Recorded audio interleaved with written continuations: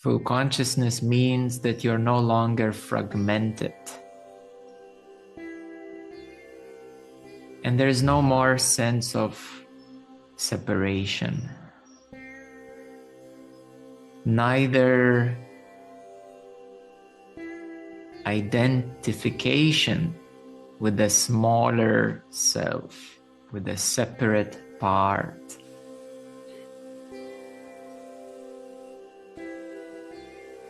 And some people ask, so how will I function? Well, you will function actually even better than before,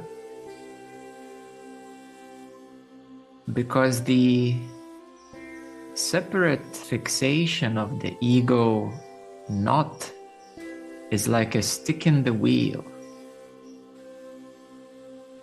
For you to live your life in completeness, wholeness, and fullness, typically when a person opens to full consciousness, we say that you truly start to live now because you have stepped away from the clouds of worries, doubts, confusions, anxieties. There's no more stick in the wheel for you to be yourself as you were meant to be, your natural, true self. You are actually already your own natural, true self. But there are those obstacles, doubts, confusions, worries, anxieties, imaginations, assumptions, wrong ideas, wrong perceptions that hinder, or that veil. In other words, it covers the beauty, the fullness, completeness, and brightness of your natural, real self. This is why the title of my first book is called Enlightened, Authentic Self. Because enlightenment is about uncovering your authentic self of your full consciousness. It's not trying to become somebody else. It's not about becoming dysfunctional. It's not about separating from life. It's the other way around. It's becoming absolutely one with life. What do you think absolute means? Some far-off, detached reality? No, it means everything. Everything. Even mosquito here, even the trash can on the road. People, others, so to speak, as they are. Life as it is. Problems as they are. And the absolute accepts and is all of it. What hinders are the obstacles. As I'm speaking, many of you are recognizing certain qualities within you. And you will say, yes, I had moments when I felt truly, completely accepting it all. And it felt so great. Others will say, I had moments where I felt wholeness and completeness, and it's amazing. So beautiful. And yes, each and one of you had various moments of being with your natural full self. For those moments,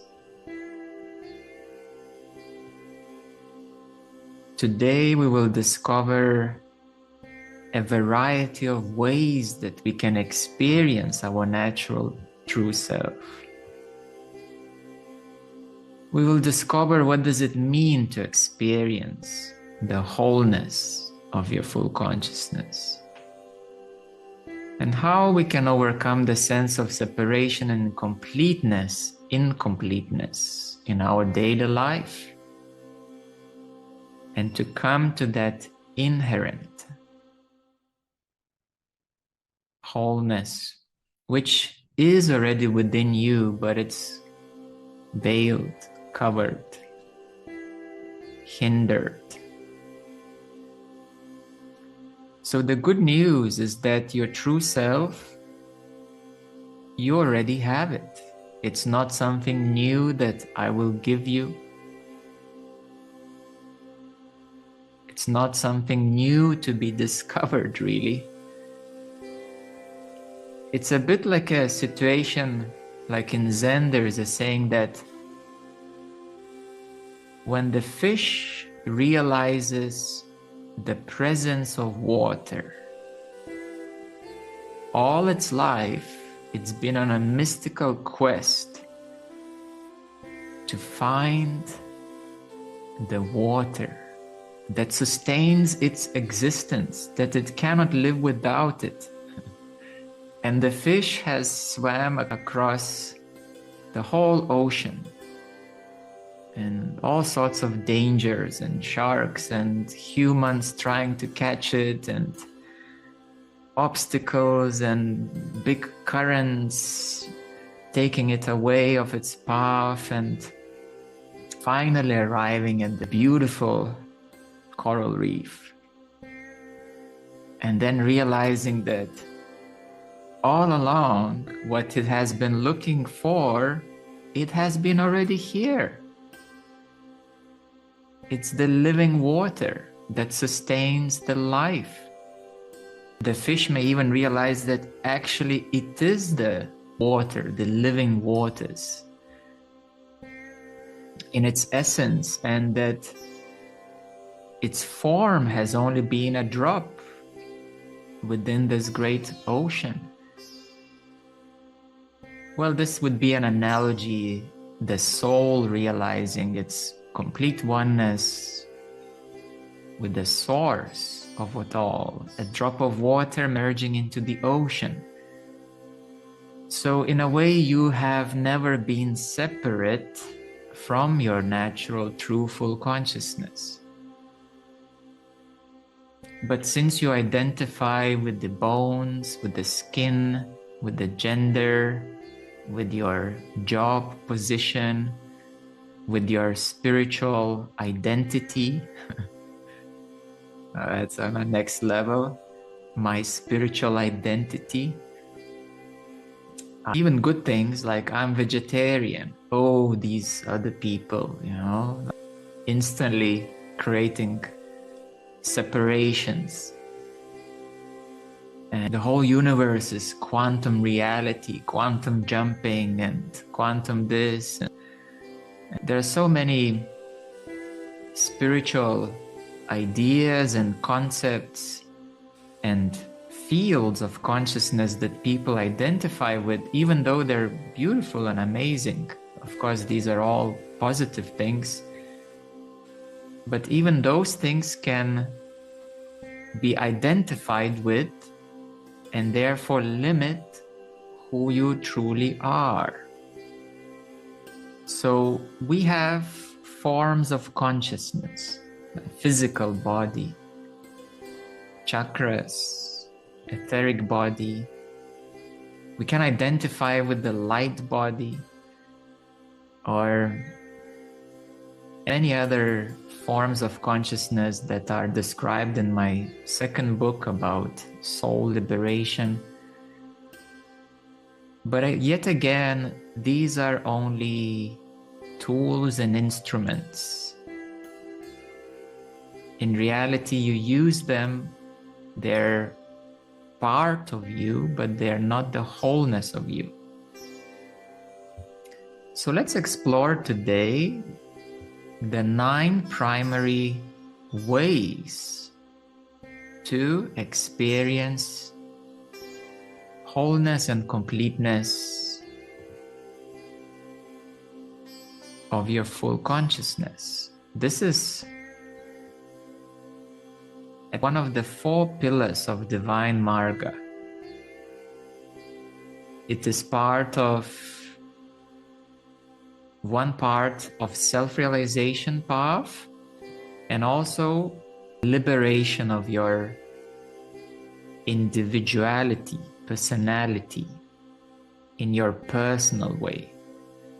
So today's topic merges these 2 aspects, self-realization and individual liberation. So when we release the need for everything to be as you imagine it to be, or as you imagine that it should be, we can start to relax. When we no longer hold the need for something or someone to be as you think something should be. It can be anything.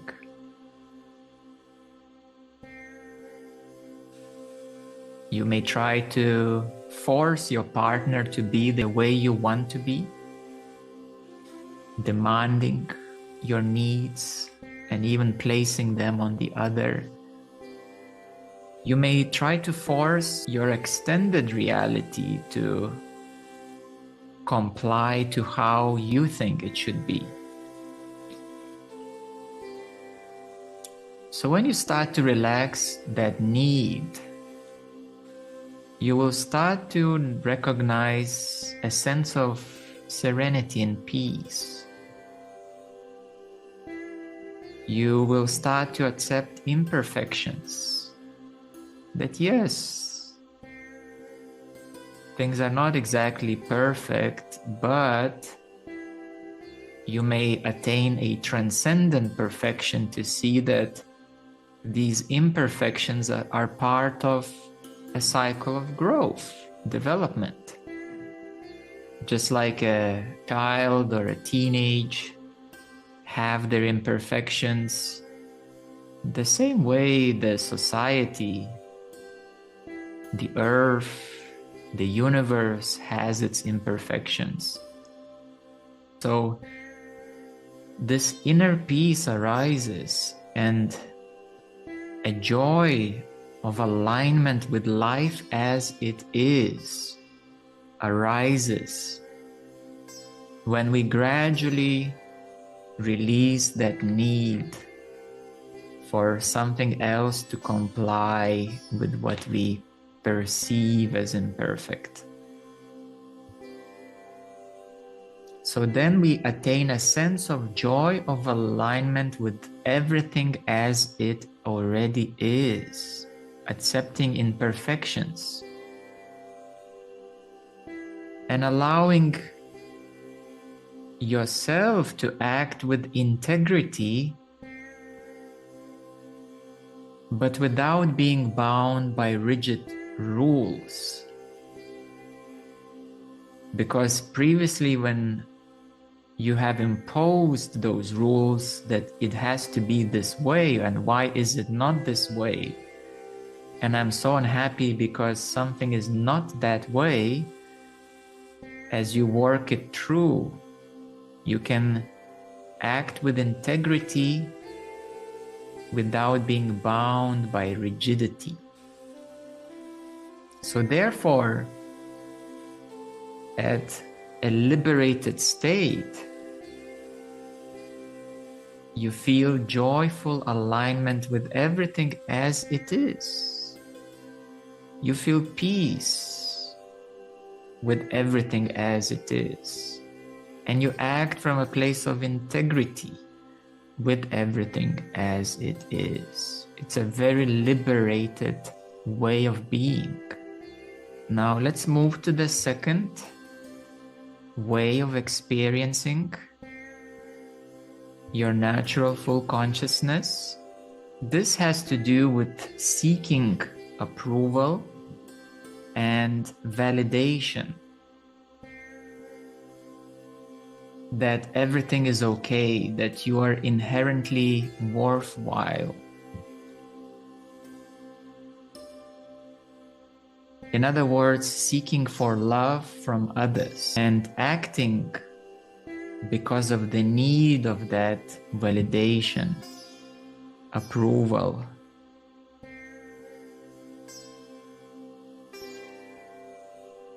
So how then do you experience?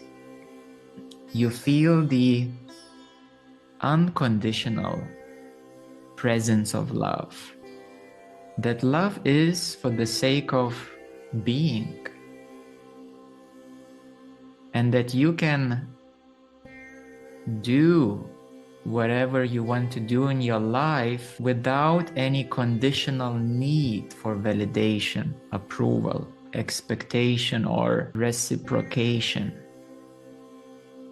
And therefore, because you feel that unconditional love already exists, it is already here.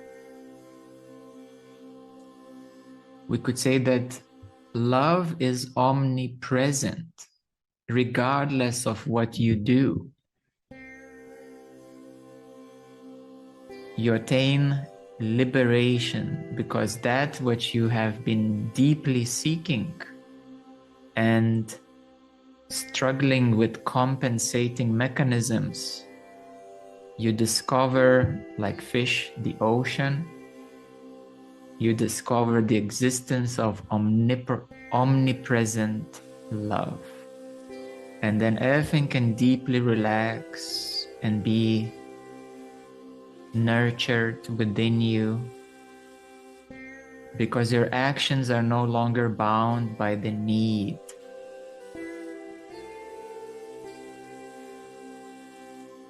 You act because of the existence of unconditional love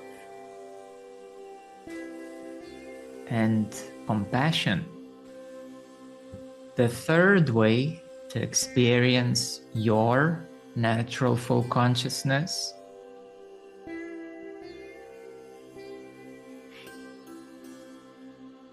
is again to relax your need to prove yourself through various accomplishments.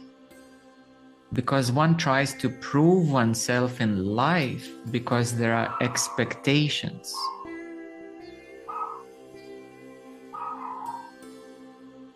One can embrace the inherent authenticity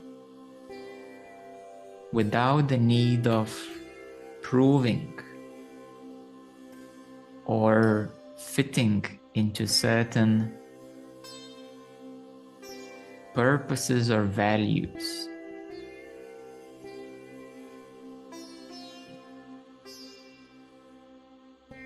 So in other words, the liberation arises in authenticity, to be who you are in the present moment without needing to prove anything. But again, this can be on a low level, like at the level of consciousness, inner light, inner love.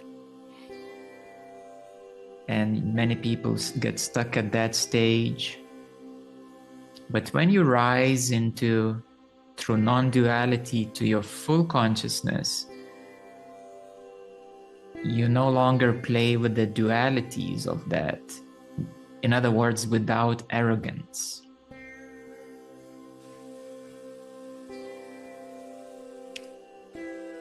So therefore, you know that you are inherently authentic and valuable just as you are.